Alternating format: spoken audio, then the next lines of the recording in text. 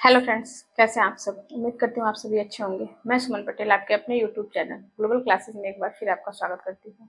अगर आप चैनल पर पहली बार है तो प्लीज चैनल को सब्सक्राइब कर लीजिए और बेल आइकन को प्रेस कर लीजिए ताकि जो भी वीडियो मैं अपलोड करूँ सबसे पहले वो वीडियो आप तक पहुंचे। तो चलिए शुरू करते हैं क्लास को शुरू करने से पहले हम आपको बता दें कि हमने 8 नंबर तक क्वेश्चन कंप्लीट कर लिया था। आज हम देखेंगे 9वां नंबर क्वेश्चन। 9वां नंबर क्वेश्चन जो है आपका क्या कह रहा है, प्रश्नावली 1A का 9वां नंबर आप क्वेश्चन देखेंगे।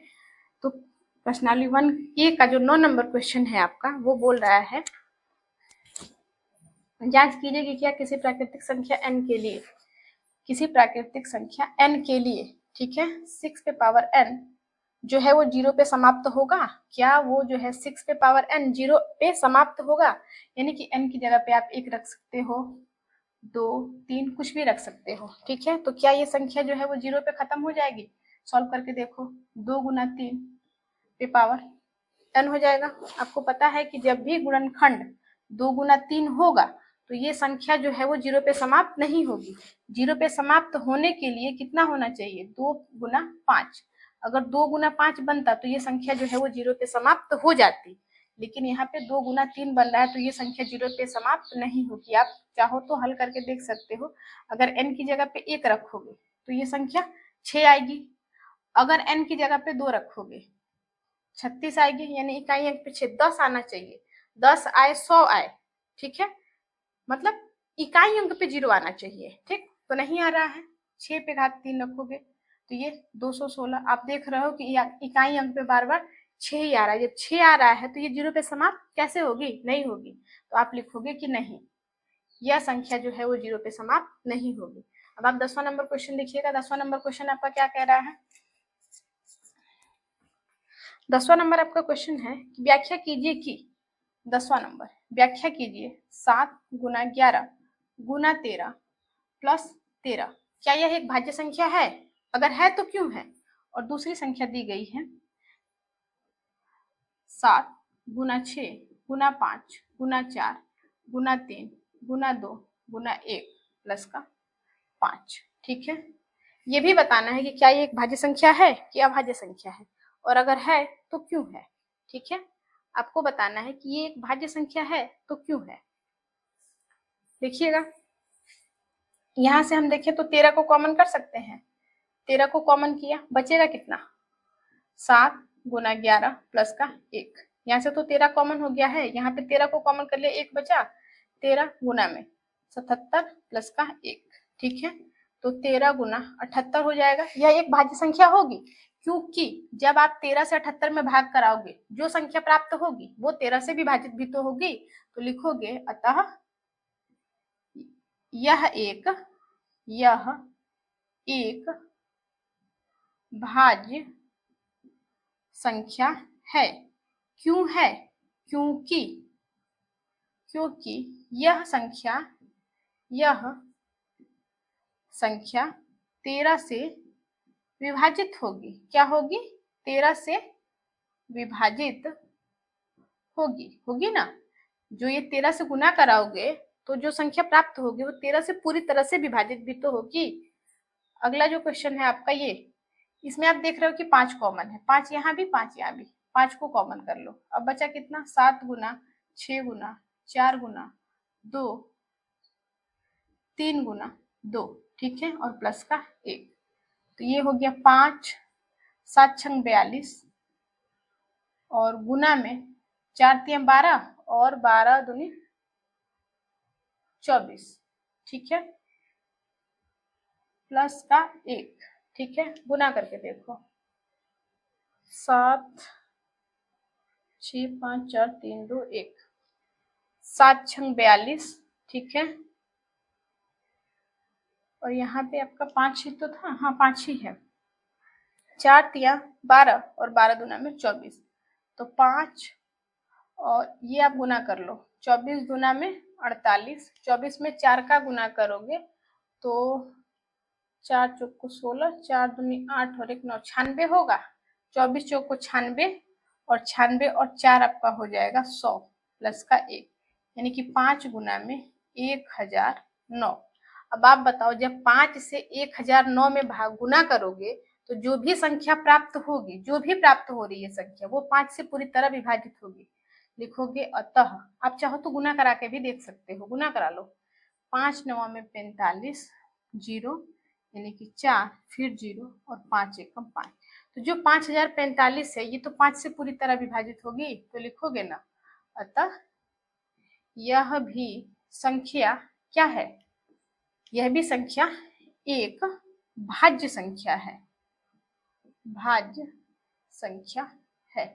क्यों है? क्योंकि हमने यहाँ पे लिख दिया गया है, व्याख्या जो है हमने लिख दिया है कि ये क्या है, एक भाज्य संख्या है, क्योंकि ये क्या हो रही है, विभाजित हो रही है किससे, 5 से, और पूरी तरह विभाजित हो रही है। ठीक है, आगे का क्वेश्चन देखेंगे 11 नंबर।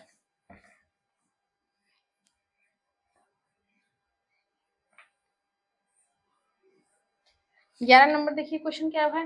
11 नंबर क्वेश्चन है कि किसी खेल के मैदान के चारों ओर एक वृत्ताकार वलय पथ है। इस मैदान का एक चक्कर लगाने में सोनिया को 18 मिनट लग रहा है। सोनिया को समय लग रहा है 18 मिनट।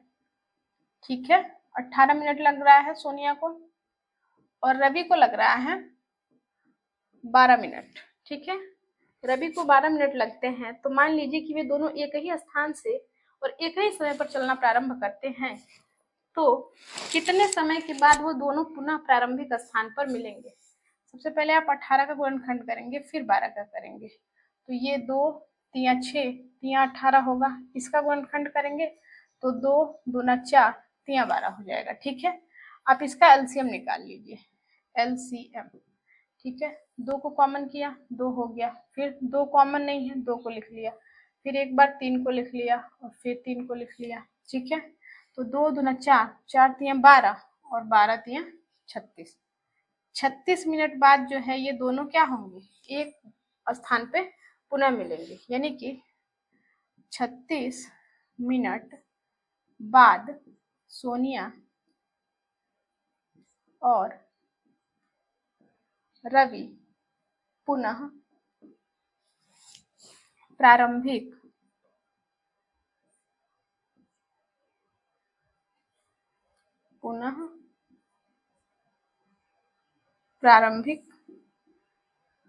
स्थान पर मिलेंगे। ठीक है, क्लियर है। आगे देखिएगा 12 नंबर क्वेश्चन।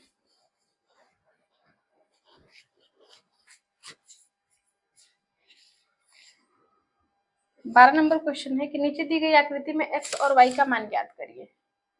x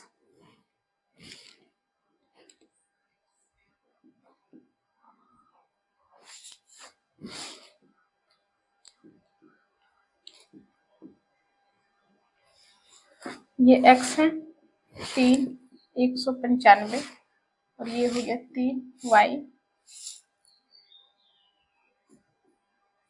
5 हो गया, और ये 13 हो गया। ठीक है, आपको बताना है x और y का मान। x बराबर हो जाएगा 195 गुना में 3। x की वैल्यू 3 5 15, 3 9 27 और 1 28, 3 एकम 3 और 2 5। ठीक है, तो x का मान हो गया 585। ठीक है, अब ऐसे ही आप y का मान निकालेंगे, तो y बराबर हो जाएगा, y बराबर, आप गुना कर लेंगे इन दोनों का, या तो इन दोनों का गुना कर लेंगे, या तो इससे इसमें भाग करा देंगे, दोनों तरह से आप निकाल सकते हैं। 5 गुना 13 बराबर 13 पचे 65 हो जाएगा। y का मान एक तरीके से और निकाल सकते हैं आप, 195 में 3 से भाग करा दीजिए, 3 छंग 18, 1 बचेगा 15 होगा, 3 पचे 15, दोनों तरह से आपको y का मान मिल जाएगा। ठीक है बच्चों, चलिए नेक्स्ट क्वेश्चन देखिएगा।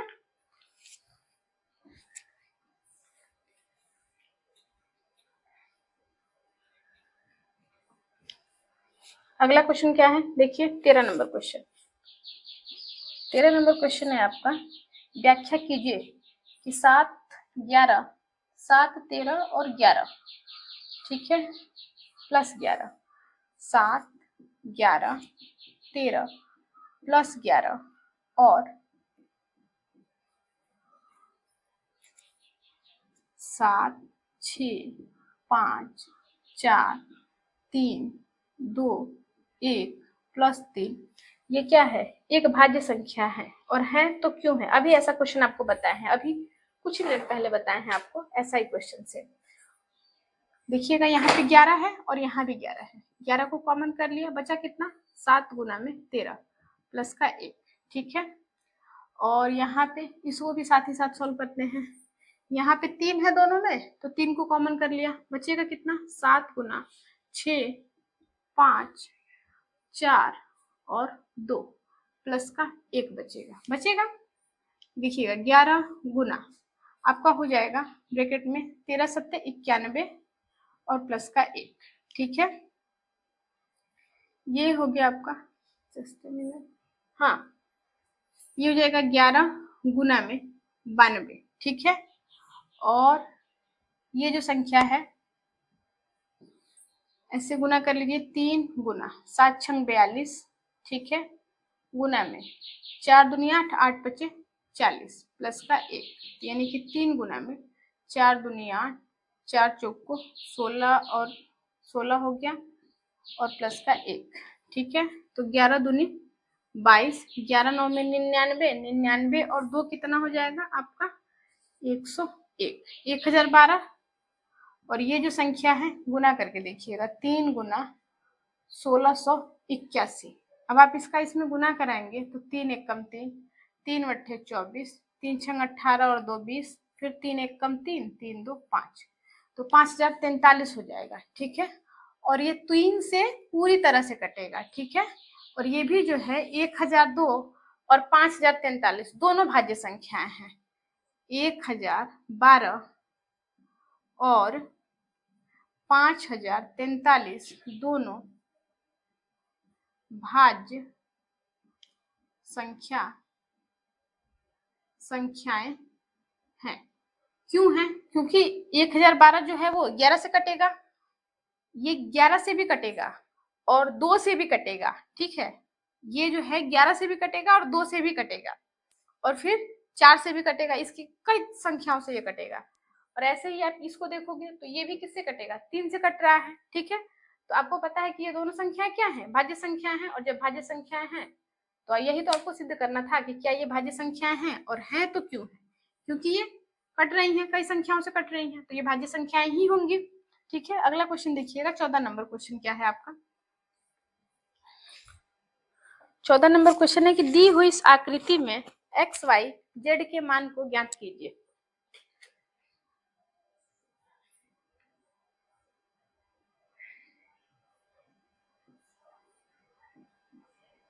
एक्स वाई जेड की वैल्यू बतानी है आपको।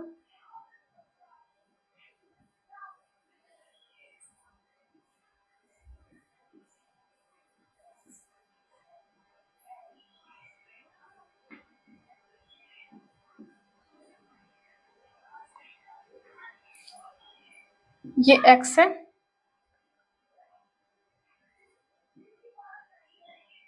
तीन 3881, फिर 3 है, फिर वाई है, फिर ये 7 161, फिर ये 7 है और फिर जेड है, ठीक है।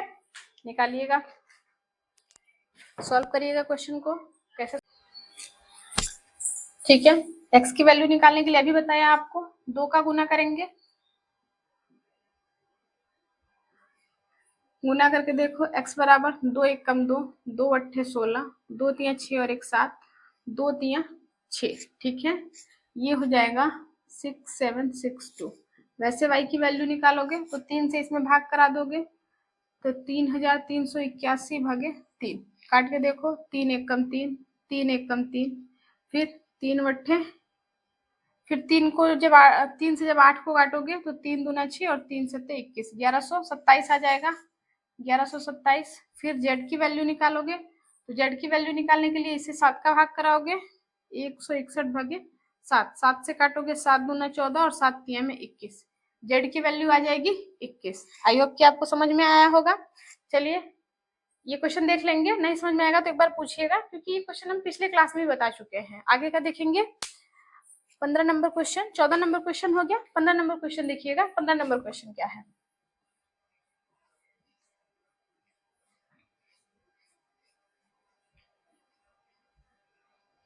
15 नंबर क्वेश्चन है कि 3 घंटियां क्रमशः 9, 12 और 15 मिनट के अंतराल पर बजती हैं। 15 नंबर क्वेश्चन है, पहली घंटी जो है वो 9 मिनट पे बजती है, दूसरी घंटी 12 मिनट पे और तीसरी जो है वो 15 मिनट के अंतराल पे बजती है। कितने? 15 मिनट के। तो बताना है कि यदि वो एक साथ बजती है तो कितने समय बाद वे पुनः बजती हैं। मतलब पहले समय में जो है वो एक साथ बज जाती हैं, फिर जो पहली घंटी है वो उसके 9 मिनट बाद बज जाती है, दूसरी जो है वो 12 मिनट और तीसरी जो है वो 15 मिनट बाद बजती है। तो ऐसा कौन सा समय होगा कि पुनः वो एक ही समय पे बजेंगी? तो आप क्या करेंगे? एलसीएम निकाल लेंगे। किसका? 9, 12 और 15 का निकाल के देखो। आपको 12 दिख रहा है यानी कि 2 से जाएंगे, 9 आ गया, 6 बार में 15 आ गया, फिर 2 से जाएंगे 9 आ गया, फिर 2 तिया 6 और फिर आपका आ गया 15, फिर 3 से जाएंगे, 3 तिया 9, 3 एकम 3 और 3 बचे 15, फिर 3 से एक बार में और ये 5। ठीक है, अब लिख लो इसका लौसा कितना हो गया? 2 गुना 2 गुना 3 गुना 3 गुना 5, 2 दूना 4, 4 तिया 12, 12 तिया 36, 36 में 5 का गुना करोगे, 36 में 5 का तो 5 छक्के 30, 5 तिया 15 और 3 आपका हो जाएगा 18। यानी कि 180 मिनट के बाद 180 मिनट बाद तीनों घंटियां एक साथ बजेंगी। ठीक है बच्चों, कितने मिनट के बाद? 180 मिनट के बाद जो है तीनों घंटियां एक साथ बजेंगी। ठीक है, अगला क्वेश्चन देखिएगा। अगला क्वेश्चन जो है इसका 16 नंबर क्वेश्चन देख लीजिएगा। आप चाहो तो इसका प्राइम फैक्टर करके भी आप एलसीएम ले सकते हो, कोई दिक्कत नहीं है। चाहो तो ऐसे भी कर सकते हो और चाहो तो गुणनखंड के द्वारा भी आप लसा निकाल सकते हो। ठीक है, देखिएगा 16 नंबर क्वेश्चन। 16 नंबर क्वेश्चन है आपका कि एक कैंटीन में 144 कार्टून कोक के कार्टून की संख्या कितनी है? 144। ठीक है, और पेप्सी के कार्टून की संख्या है 90। ठीक है, तो बताना है कि यदि प्रत्येक समय पेय की गड्डी समान ऊंचाई की है और समान कार्टून रखे हैं तो प्रत्येक गड्डी में कार्टून की अधिकतम संख्या क्या होगी? 144 का गुणनखंड कर लो। ठीक है, और फिर 90 का कर लो। 2 से काटा, 2 सत्ते 14, 2 दूना में 4, फिर 2 से काटा, 2 तिया 6, 2 छंग 12, फिर 2 से 2 एक कम 2, 2 अट्ठे 16, फिर 2 से काटा 9 बार में, 3 से काटा 3 बार में, 3 से काटा 1 बार में, फिर इसको 2 से काटा 45 बार में, 3 एकम 3, 3 पचे 15, फिर 3 पचे 15, फिर 5 एकम 5। ठीक है, अब आप बताओ इसका गुणनखंड हो गया 2 गुना 2,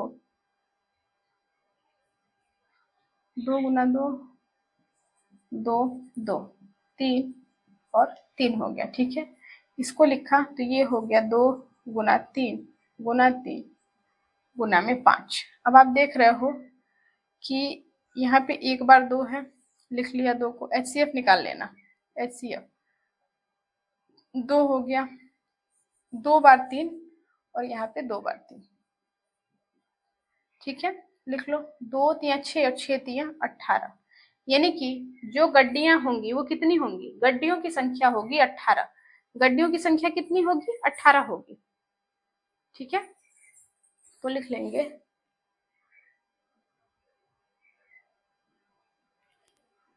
गड्डियों की संख्या 18। ठीक है, और प्रत्येक बॉटल की संख्या कितनी होगी? प्रत्येक बॉटल की संख्या, प्रत्येक गड्डी में कार्टून की संख्या जो है 18 होगी। सॉरी, गड्डियों की संख्या नहीं, प्रत्येक कार्टून में, प्रत्येक कार्टून में, प्रत्येक कार्टून में, प्रत्येक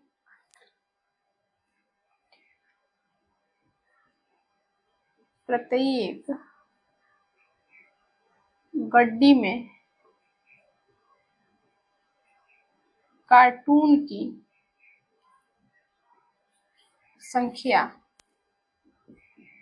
18 होगी। ठीक है, प्रत्येक गड्डी में कार्टून की संख्या 18 होंगी, जबकि अगर आप कोक के बॉटल की संख्या निकालोगे तो कोक के बॉटल की संख्या कितनी हो जाएगी, 144 बटे में 18, 18 बटे 144, तो कोक के बॉटल की संख्या हो जाएगी 8, और वही पेप्सी का बताओगे तो पेप्सी का हो जाएगा 90 बटा में 18, यानी कि 18 पचे 90।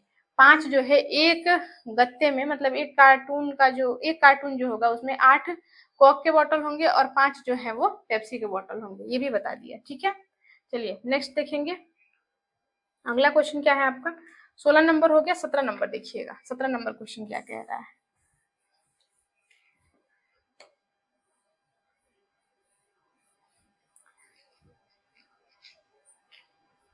जो भी क्वेश्चन आपको समझ में ना आए, हमसे कमेंट के माध्यम से कुछ पूछ सकते हैं कि हाँ ये क्वेश्चन कैसे सॉल्व हुआ, हम दोबारा उसको दूसरे वीडियो में उस क्वेश्चन को सॉल्व कर देंगे। 17 नंबर क्वेश्चन है कि एक फल विक्रेता के पास 17 नंबर, एक फल विक्रेता के पास 990 सेब, 945 संतरे, वह इनको एक टोकरी में रखना चाहता है। प्रत्येक टोकरी में 2 फलों में से एक फल सम संख्या में लेना है। कम से कम कितनी टोकरियों में कितने फल रखे जा सकते हैं। 990 जो है वो सेब है, ठीक है, सेब की संख्या है, और 945 जो है वो संतरे हैं, ठीक है। और प्रत्येक में क्या कर रहा है वो, इनको एक टोकरी में रखना चाहता है। प्रत्येक टोकरी में 2 फलों में से एक फल सम संख्या में लेना चाहता है। जो टोकरी में रख रहा है तो उसमें से एक फलों में से, चाहे वो संतरा हो सकता है चाहे वो सेब हो सकता है, उसको एक में जो है वो सम संख्या में रखना चाहता है। तो सबसे पहले आप 990 का क्या करोगे, गुणनखंड कर लो। 0 है यानी कि 2 से जाएगा, 2 चौको 8, 2 9 में 18 और 2 बचे 10।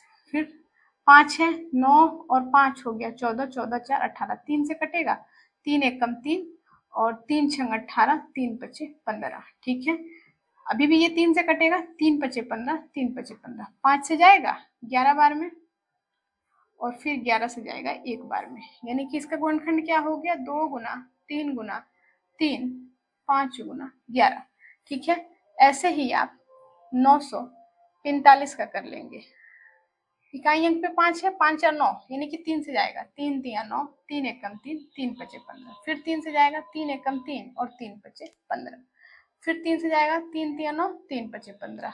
अभी ये 5 से कटेगा, 5 7 35, 7 से काटा 1 बार में। ठीक है, देखिएगा 3 गुना 3 गुना 3 गुना 5 गुना 7। अब अगर आप HCF निकालेंगे तो HCF कितना निकल के आएगा आपका, यहाँ पे 2 बार 3 है और यहाँ पे भी 2 बार 3 है, तो 3 ही तो कॉमन है और 5 भी कॉमन है, 1 बार 5 यहाँ और 1 बार 5 यहाँ, यानी कि 3 गुना 5, 3 दिया 9 बचे 45, कितना आ गया 45। ठीक है, तो एक टोकरी में फलों की संख्या जो होगी वो 45 होगी। एक टोकरी में फलों की संख्या, एक टोकरी में फलों की संख्या 45 होगी। ठीक है, वहीं पे आपको बताना है कि एक टोकरी में कितने सेब होंगे और कितने संतरे होंगे। तो आप सेब की संख्या निकाल लो, सेब की संख्या कितनी हो जाएगी, 990 बटे में 45। काट के देखो, 45 से काटोगे तो 45 दूना 90 और 45 दूना 90, 22 हो जाएगा, सेब की संख्या हो जाएगी। ऐसे ही जब आप संतरों की संख्या निकालोगे तो संतरों की संख्या भी निकल जाएगी। ठीक है, तो आपका आंसर हो जाएगा 45। ठीक है बच्चों, तो फ्रेंड्स कुल हमने 17 नंबर तक क्वेश्चन कर लिया है। अब हम कल से देखेंगे 18 नंबर वाला क्वेश्चन। 18 नंबर से और 21 नंबर तक क्वेश्चन है आपका, 3 क्वेश्चन हम कल पढ़ लेंगे। तब तक के लिए इतना ही, अगले दिन मिलते हैं, कल मिलते हैं अगले वीडियो के साथ। तब तक के लिए बाय बाय, जय हिंद जय भारत।